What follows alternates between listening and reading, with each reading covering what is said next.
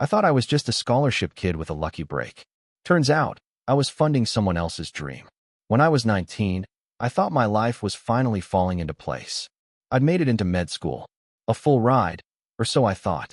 My dad had always told me, "You're going to be the doctor this family's never had." He made it sound like some sacred mission passed down through bloodlines. But really, he just meant me.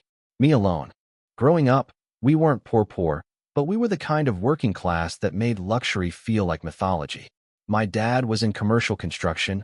Mom worked in admin at a local hospital. Good people, hard lives. They stayed together, mostly for me. At least that's what I used to think. Dad always said he had a separate account for my education. It ain't much, he used to grumble, but it'll keep you out of debt. And he was right. Freshman year, tuition cleared like magic. Sophomore year, same. Then came third year, the hard year.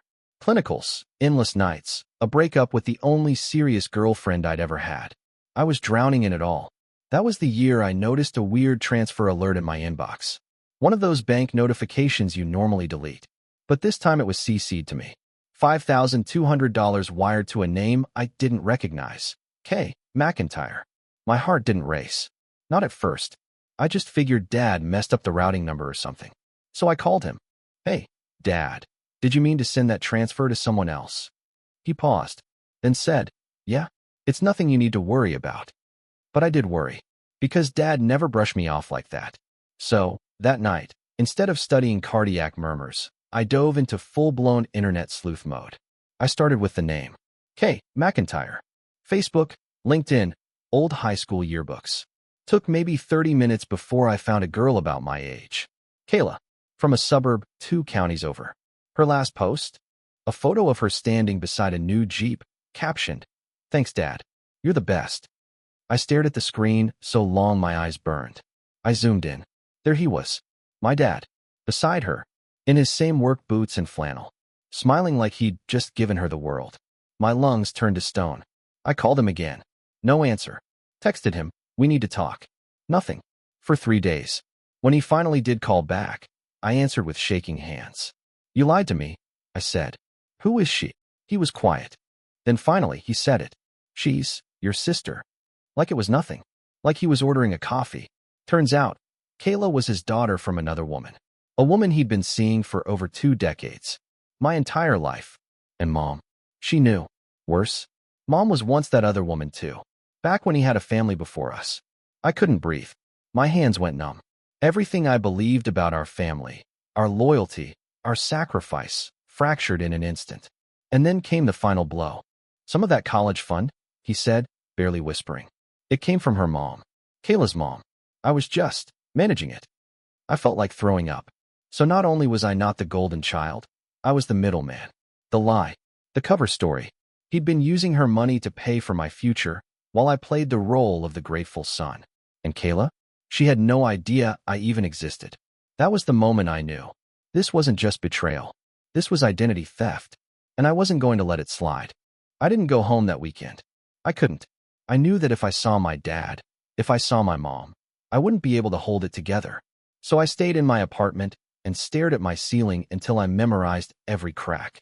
I didn't eat, barely slept. My mind was a projector, looping the same 3 images. Dad beside Kayla, smiling like a proud father. The word "she's," your sister, ringing in my ears, and the transfer alert flashing on my phone. The worst part? I didn't even know what I wanted. An apology? An explanation? A complete erasure of what I knew? By Tuesday, I got a text from Mom. "We need to talk." We met at a diner off campus. Neutral ground. The kind with cheap coffee and sticky booths. The same place she used to take me after parent-teacher conferences, back when life felt simpler. She looked like she hadn't slept either. Hair pulled back too tight. Hands clutched around her mug like it was an anchor. "You know," I said, before she could speak. "The worst part isn't that you knew. It's that you let me think I was special." She looked down. "I was the other woman once too," she said quietly. "Before you were born. Before he left them." My stomach turned. So what? This was karma? A full circle moment? "No," she said sharply. "It was a choice. A stupid, blind choice. I told myself it was different because he picked me in the end. But I see now, he didn't choose either of us. He just divided us." Her voice cracked on the last word. So why didn't you tell me? She took a long breath. Because I was ashamed. Because I didn't want you to hate me. I didn't respond. Because in that moment, I didn't know how I felt. Numb maybe. Or just hollow. Later that night, I messaged Kayla. I stared at her name in my DMs for nearly an hour. My thumbs hovered, deleted, typed again. Finally, I just said it. Hey, I think we need to talk. I'm your brother. She responded in 3 minutes flat. I know. Come over tomorrow. He told me everything. Everything. I barely slept that night. When I showed up at her place, I half expected her to slam the door in my face. Instead, she opened it like she'd been expecting me for years. No questions. Just a long, tense hug that neither of us knew how to end. Her house was full of pictures. Her and Dad. Family vacations. School dances. Birthdays. It was like stepping into a parallel universe. One where I didn't exist. We sat on the couch. She poured tea neither of us drank. He was a great dad, she said. But now I wonder if any of it was real. I nodded slowly. He told me I was his everything. I whispered. She looked at me. He said that to me too. We laughed. Not because it was funny, but because it was the only thing keeping us from crying. And in that moment, in the silence between two broken siblings, I realized something. Our dad hadn't just lied. He had built a house of mirrors, and we were the shards he left behind. Kayla had a box. Not a metaphorical one, an actual box. Blue velvet on the outside, worn at the corners. Inside, 20-some years of secrets. He gave it to me last year, she said, as she opened it on her dining table.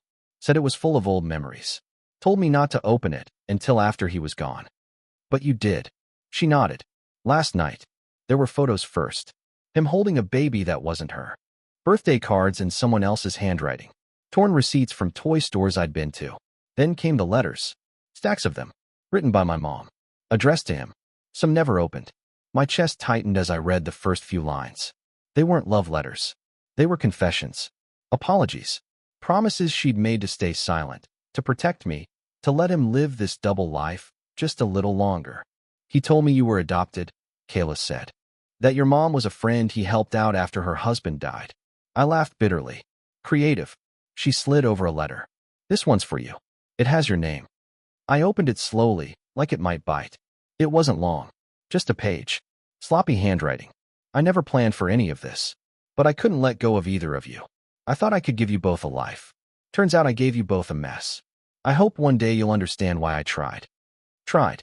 That word landed like a fist. I folded the letter back up. My fingers trembled. So what now? Kayla asked. I didn't have an answer. But I knew one thing for sure. If I was going to reclaim my life, I needed more than a letter. I needed the truth. And I was done waiting for someone else to give it to me. I started with his phone records. Yeah, I know. Sounds dramatic. Maybe even obsessive. But I had access to the family plan, and I wanted answers. Not letters, not apologies. Facts. The log showed weekly calls to Kayla's number, always Monday nights. Always an hour or more. Like clockwork. But there were other numbers too. One in particular popped up again and again. Private contractor, M. Langford. I called it. Langford Construction. A woman answered. Hi. Sorry. I'm trying to reach Mike Langford. He's not in today. Can I take a message? I left my name. My real name. And within 10 minutes, my phone rang. You said your name was Evan. Evan Carson. A pause. Then, you're Joe's boy. Just like that. Like it was a given. Like everyone in this little world knew something I didn't. Did you know my father well? I asked. Langford let out a slow breath. Knew him long enough to know he liked juggling too many lives. I felt my throat tighten. What do you mean? He hesitated. Look, I ain't trying to cause more pain. But your dad? He had a habit. He'd build loyalty, then leave wreckage. Promised me he'd invest in my shop. Even sign paperwork. But that money never came. Said it was tied up in some college fund. Or a house, depending on which kid he was talking about. Which kid? You. Or her. Kayla. Depends on the day. The pit in my stomach turned to stone. So he was lying to all of us. Or just telling different versions of the truth. I hung up and sat in my car, staring at the dashboard, heart hammering. What kind of man builds his life on borrowed love? That night, I met with Kayla again. He was funding Langford Construction with your mom's money, I said. Or trying to. Her jaw clenched. You sure? I showed her the call logs. The dates matched perfectly with our tuition payments, hers and mine. So where did it all go? She whispered. I shook my head. That's what I need to find out next. We went through the box again, and that's when I saw it, a small ledger. Nothing fancy, just notebook paper. But it had numbers, dates, transactions, names, and at the bottom of one page, circled 3 times in red ink. Dover account, emergency only. What the hell is that? Kayla asked. I didn't know, but I was going to find out. Because this wasn't just about 2 broken kids anymore. It was about a man who played God with people's lives. And I was done playing along. The Dover account wasn't just a ghost entry in a dead man's ledger. It was real, and it was buried deep. I went through every document in the box again. Receipts, letters, scraps with scribbles. On one torn corner of a blueprint, I found a name next to a faded address, Dover and Company. Fiduciary Services. I looked it up. Small-town financial office an hour and a half north. No website. No reviews. Just a yellow page listing and a number. So I drove. The office was a converted house with sun-faded blinds and a buzzer that didn't work. Inside, it smelled like old paper and lemon cleaner. A woman in her 60s sat behind the front desk. I'm looking for information on an account, I said. It belonged to my father, Joe Carson. Her face shifted. Recognition, then wariness. You got ID? I showed her. She studied it, then disappeared into a back room. When she returned, she was holding a red file folder. He named you as a successor, she said. But access was restricted until now. My pulse spiked. She handed me the folder. Inside, bank statements, property records, a deed for a lakeside cabin in Vermont. But the biggest shock was a handwritten will, not the one on file with the county. A second one, dated 2 years after the official one. And in it, he left everything, not just the Dover account, but the cabin, the assets, everything, to me. Not Kayla, just me. I couldn't believe it. I double-checked the dates, the signatures. It was real, witnessed, notarized. Why? Why me? Back at Kayla's, I laid it all out. She didn't cry. She didn't scream. She just sat there, staring at the will like it was a puzzle missing half the pieces. He always said fairness mattered, she murmured. Said everything he did was to make things right. I handed her the letter from the file, the one addressed to her. She read it in silence. Then she whispered, he said he didn't want me to carry the burden, that I had a mother who could take care of me, that you didn't. We sat there a long time. Finally, she looked at me. So what are you going to do? I didn't have an answer, because holding that file felt like holding a curse. He didn't leave me a legacy. He left me a landmine. The cabin in Vermont was exactly like the photos. Isolated, beautiful, haunted. I took the drive alone. Kayla offered to come, but I needed to face it without her. Without anyone. Just me and the silence he left behind. The key was taped inside the back cover of the ledger, wrapped in wax paper like something sacred. I felt like I was opening a tomb. The door creaked like it hadn't been used in years. Dust everywhere. Faded furniture. A photo of me, age 12, braces and all, on the mantel. He'd been here. He'd lived here. Alone or with someone, I couldn't tell. I opened drawers. Cabinets. A shoebox under the bed held more documents. Investment files. Checks. Uncashed and blank, but signed. One name came up again and again. Langford. There was also a USB drive. I took it back to town and loaded it on my laptop at a cafe with strong coffee and stronger Wi-Fi. Inside were folders. Names. Dates. Voice memos. One of them was labeled Evan. I clicked. His voice poured through my headphones like an echo from another life. If you're listening to this, I'm probably dead. Or hiding.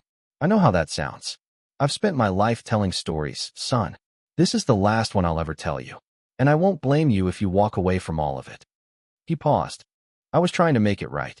I wanted to give you both something better than what I had. But I lied. Not because I didn't love you, but because I loved you too much to lose either of you. And I thought, if I played it smart, I wouldn't have to. My chest felt like it might collapse. He kept talking. I made mistakes. Langford knows. He covered for me more than once. And if this cabin's still yours, it means I never made it right. So do what you need to. Burn it all if you have to. Just don't become me. The file ended. I sat there staring at the screen, fists clenched. He loved us. No, love isn't theft. It's not lies. It's not turning siblings into strangers for the sake of control. But he was right about one thing. I wasn't going to become him. I emailed Kayla the file. Then I called Langford. We need to talk. And this time, I want everything. There was a long silence. Then he said, meet me where your dad met me. Bring the ledger. So I did. Because it was time to put this story into my own hands. Even if it meant setting fire to everything he left behind. Langford chose a truck stop diner off the highway. The kind of place with flickering neon, too much linoleum, and coffee that tastes like regret. He was already there when I walked in, nursing a cup like it was penance. You brought it, he asked. I dropped the ledger on the table. He didn't touch it. I covered for him because I owed him, Langford said. Back in the day, he helped me keep my shop after a bad audit. I thought I was doing the right thing. Until it became clear, your dad wasn't trying to fix things. He was patching holes in a sinking ship.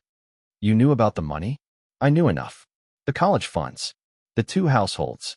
But when he asked me to front a fake investor deal to Kayla's mom, that's when I drew the line. I blinked. Fake deal. He promised her a property stake. Told her she'd be a partner in a build we never broke ground on. Took 20 grand from her retirement. Never paid it back. I felt bile rise. So what happened to the money? Langford stared out the window. Some of it went into that cabin. Some into your school. Some disappeared. I think he was paying someone off. Who? He shook his head. Never told me. Just said it was insurance. Insurance against what? I slid the USB across the table. You should hear what he left behind. Langford pocketed it. I'm sorry, Evan. I really am. If I'd known how deep it ran, I wouldn't have helped him bury it. I stood up. My chair scraped loud against the floor. It's not your guilt to carry anymore. That night, I drove back to Kayla's. We sat in her garage, surrounded by the detritus of 2 lives crammed into one broken legacy. He hurt a lot of people, I said. She nodded. But we don't have to carry him forever. She handed me a lighter. We burned the ledger together, page by page. Smoke curled toward the rafters. And for the first time since the truth cracked open, I felt light. Not whole. Not yet. But free. And that was a start. 2 months later, Kayla and I drove to the lake. Not to the cabin. We never went back there. We found a public dock nearby. Rented a tiny rowboat. Brought a metal box with us. Inside, the will, the USB, the last photo we had of him smiling, arms around both our shoulders like he hadn't just spent decades weaponizing love. Kayla held the box while I rowed. Neither of us said much. The water was calm, glassy, the kind of still that dares you to break it. I thought this would feel vindicating, she said finally. Does it? Not even close. We reached the center. I stopped rowing. She opened the box. He thought he was protecting us. He thought control was the same as love. I took the box from her, held it over the edge. Ready? She nodded. I let go. We watched it sink. Slow. Deliberate. Every secret. Every lie. Every version of us he tried to edit. Gone. Back on shore, we didn't talk about what came next. We didn't need to. The scars would always be there. But they weren't open wounds anymore. She hugged me before we left. Tight. Real. I'm glad I know you, she whispered. Same, I said. That night, I opened a blank document on my laptop. Titled it, The Man Who Wasn't a Father. And I started to write. Not for revenge. Not even for closure. But because for the first time in my life, the story was mine to tell. And I was finally ready to speak. The story went viral. I didn't plan it that way. I'd posted it anonymously, thinking maybe a few people would read it and move on. But something in it, maybe the rawness, maybe the mess of it, hit a nerve. Comments flooded in. Thousands. People sharing their own fractured families. Their buried secrets. Their parents' double lives. I'd opened a wound bigger than mine. Then came the emails. A producer from a documentary company. A podcast host who wanted an interview. Even a book agent. I ignored them all. At first. Until one message landed in my inbox. I think I might be your sister. Not Kayla. Another one. Call me. Attached was a photo. Him. Her. A toddler. My stomach dropped. I didn't respond. Not right away. I drove. No music. Just the sound of tires on asphalt and my heart racing. I ended up at Kayla's again. You think it's real? She asked. I handed her the phone. She stared at the image. Nodded. Yeah, that's him. That's the same stupid watch he wore when he picked me up from ballet. We sat in silence for a while. Then she asked, what are you going to do? I looked out the window. Clouds rolling in. The kind of sky that promises a storm but doesn't always deliver. I don't know. And I didn't. Because there's no manual for this. No playbook for finding out your family tree is a hydra. Every time you cut one truth down, two more grow in its place. But maybe that wasn't the point anymore. Maybe the point was this. We don't get to choose the mess we inherit, but we do get to decide what we build from it. And I was done building from lies. So I opened my laptop again and kept writing. 1 year later, I stood at the podium of a community center, holding a paperback copy of my own words. Not a bestseller, not even a commercial release. Just a small-run memoir I printed with the advance from the publisher who saw something worth telling. The room was full. Kayla sat in the front row, and beside her, the woman from the email. Her name was Marissa. Turns out, she was my sister. Our father had met her mom during a corporate build job in Illinois. Another affair. Another silence buried under concrete. But Marissa didn't want vengeance. She wanted truth. And somehow, through all the wreckage, we gave that to each other. The speech was short. I wasn't there to preach. Just to thank. To acknowledge the wounds. The work it takes to heal. The strange grace of knowing you're not alone in the hurt. Afterward, someone asked, if you could say one thing to your father now, what would it be? I thought about it, then said, thank you for teaching me who not to become. That night, we walked out together, me, Kayla, and Marissa, into a cool, honest dusk. No more secrets. No more shadows. Just 3 broken kids who learned how to build something real from the ruin he left behind. And this time, we weren't doing it in his name. We were doing it in our own.